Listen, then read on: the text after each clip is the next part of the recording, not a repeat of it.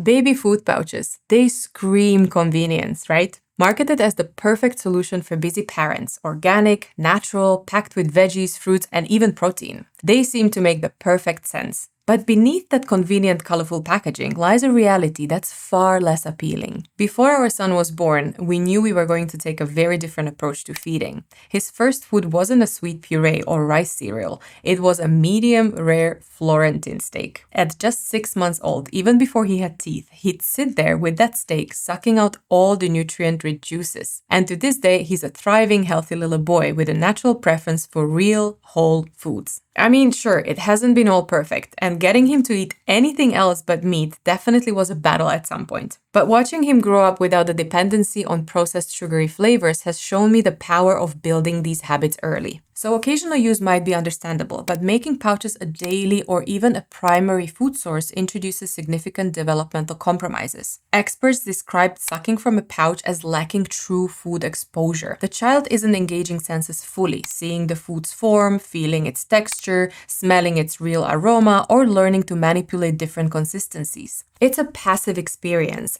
but conversely, eating real food is fundamental for developing palate, crucial motor skills like chewing and the pincer grasp, and fostering independence. Over-reliance on these ultra-smooth purees can delay these milestones, potentially leading to picky eating or dependence on easy, often less nutritious foods. We often trust labels, especially terms like organic, assuming that it guarantees safety. However, investigations, including a significant congressional report from a few years back, revealed concerning levels of toxic heavy metals, lead, arsenic, cadmium, and mercury in many popular food brands, including the organic ones. These metals enter the food supply naturally from soil and water, with certain plants like carrots, sweet potatoes, and rice being prone to absorbing more, potentially worsened by industrial farming and also through processing and packaging contamination. Testing showed levels in some products drastically exceeding safe benchmarks for human consumption, not to mention infants. And when infants are exposed, the risks are well documented. There is links to developmental delays, lower IQ, behavioral issues, ADHD,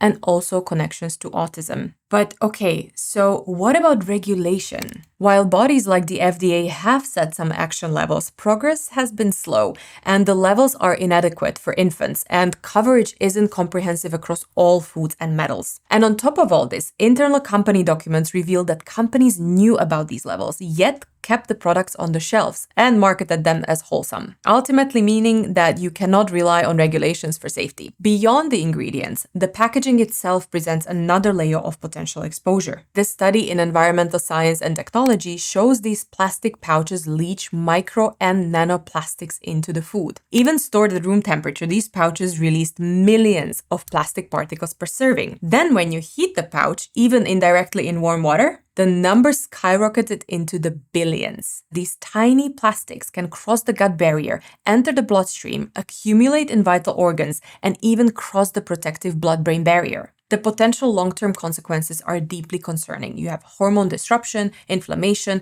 and unknown impacts on brain development and reproductive health. Now, chewing real textured food is vital work. Yes, smooth, mushy food might look like it's perfect for babies because it's easier to eat and they won't choke.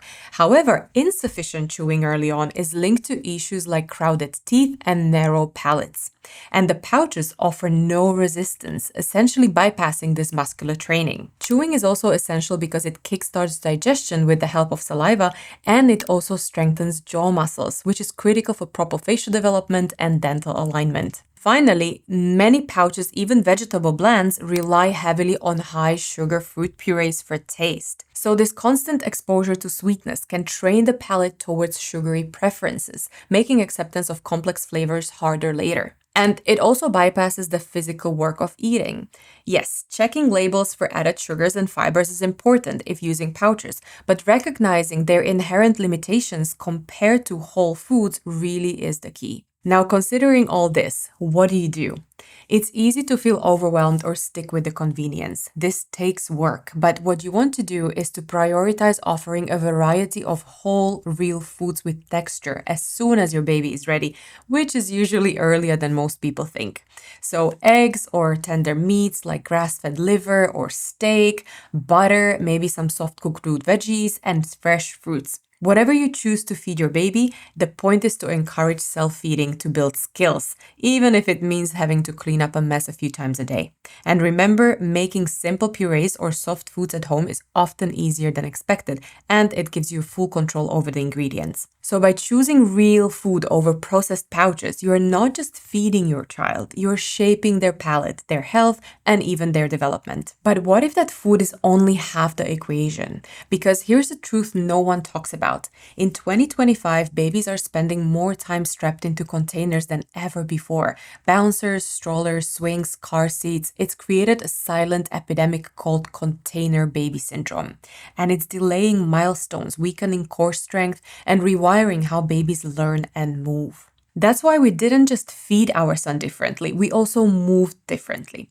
At 3 months old, we started teaching him acrobatics. Not baby yoga, not tummy time. I'm talking backflips, grip strength, hanging, and training with the world record holding gymnast. This might sound insane, but trust me, it's not. It's one of the best things we could have done for his development. So watch this video next to see how radical movement changed our son's development and why most parents have it completely backwards.